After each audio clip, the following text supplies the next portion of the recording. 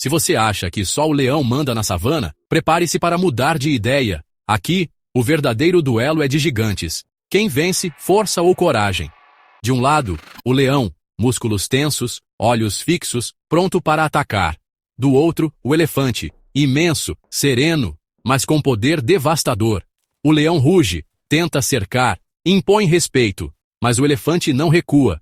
Com uma trombada, lança o leão longe.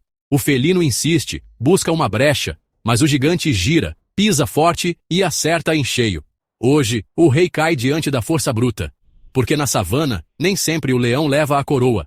Hoje, o trono é do elefante.